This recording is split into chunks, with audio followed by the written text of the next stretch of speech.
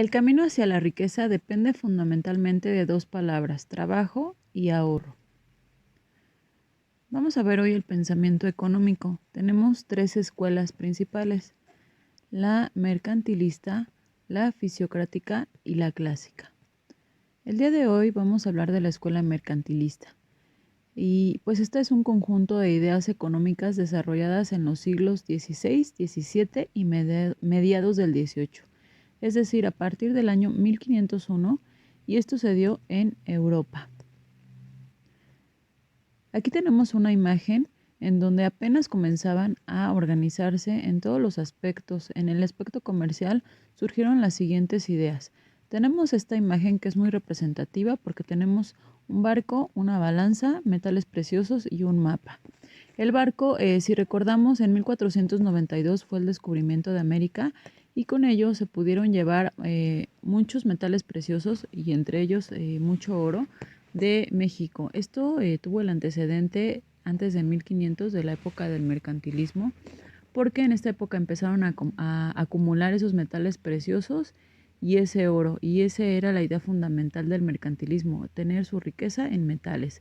Aquí la balanza está representando que, bueno, en el mercantilismo la balanza no estaba del todo equilibrada porque ellos estaban más a favor de las exportaciones que de las importaciones, y esto no permitía una balanza positiva. Y el mapa, pues ellos estaban explorando nuevos continentes, nuevos países para obtener más riqueza. El mercantilismo es un sistema político y económico basado en la idea de que los países son más ricos y prósperos mientras más metales preciosos puedan acumular. Y aquí el Estado tiene el rol de utilizar e imponer todos los mecanismos que sean necesarios para lograr el objetivo de acumulación de riquezas. En este interviene con controles, restricciones o subsidios, entre otros, y la intervención tendrá un carácter proteccionista. El comercio a nivel global es inalterable. Para que el comercio ayude a la acumulación de riqueza, se deben controlar los flujos de entrada y salida, de modo de mantener una balanza de pagos positiva. En este caso del mercantilismo, las exportaciones superan a las importaciones. ¿Cómo funciona el mercantilismo?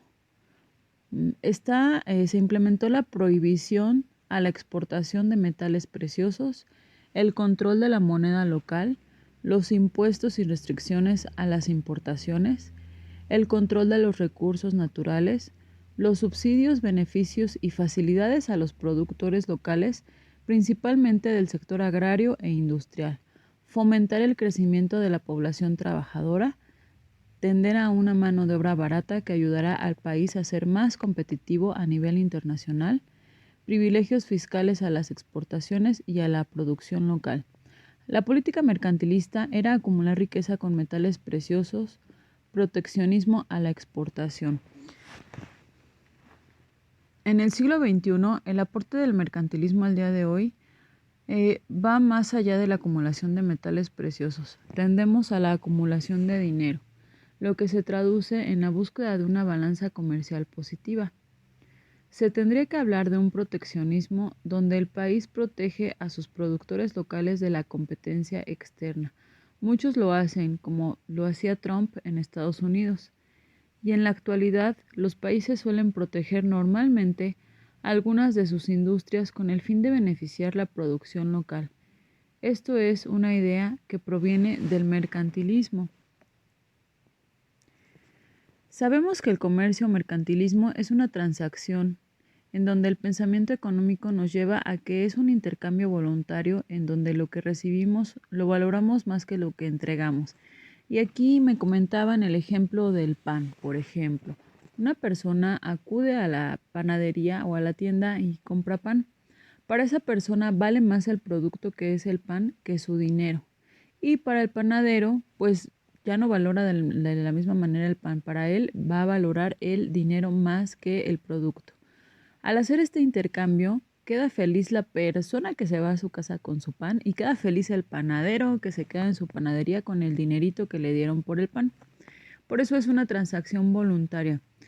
Sin embargo, tenemos a Aristóteles, que todavía él, fíjense, en el año 384, 2384 años después estamos hablando de él, porque es el antecedente que tenemos del comercio, ¿no? Desde Grecia hasta ahorita, pues es un salto enorme. De Grecia al mercantilismo al año 1500, pues ya fue un salto muy grande y ahorita en nuestros días todavía tenemos ideas del mercantilismo. Y bueno, Aristóteles se planteaba las siguientes preguntas. ¿Es justo el intercambio? Y él decía que alguien ofrece algo que no necesita por algo que necesita. Entonces, para él ya no era justo porque no estaba esta paridad de que él pensara que fueran dos cosas de valor. Es todo una teoría y un pensamiento filosófico que él tenía que, pues bueno, estos son los tres puntos que rescato.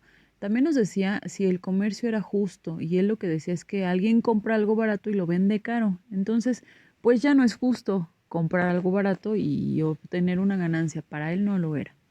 Y también él se planteó acerca del comercio si era justo cobrar un interés por el préstamo del dinero. Tampoco a él le parecía justo que el dinero generara más dinero. Por eso, pues, con estos puntos de vista de Aristóteles, desde su punto de vista en Grecia, en el año 384, pues no hubo avances económicos.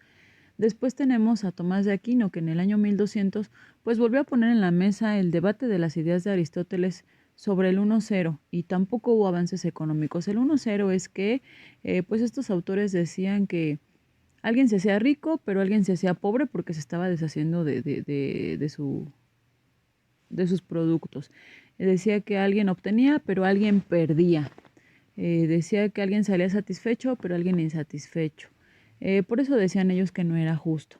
Entonces, hasta 1800 años después, en 1500 que empezamos con el mercantilismo, pues fue cuando se vio avances en la economía, que empezaron a tener este intercambio de productos o de comercio en donde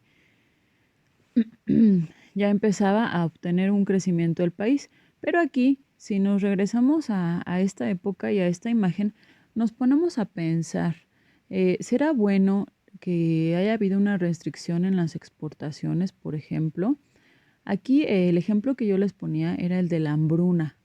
En algún momento en esta época, varios países sufrieron de hambruna porque llegaba a lo mejor una tormenta o una mala época para la siembra, la cosecha, acababa con los cultivos y el gobierno, vamos a recordar que veníamos del feudalismo, nos instalamos en el monarquismo y en este caso pues los reyes les decían, ¿no? Pues no hay cultivos, no hay comida y empezaba la hambruna.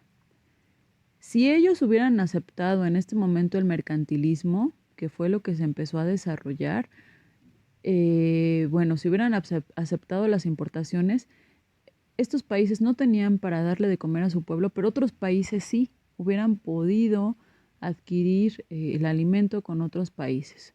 Entonces, pues fue lo que se...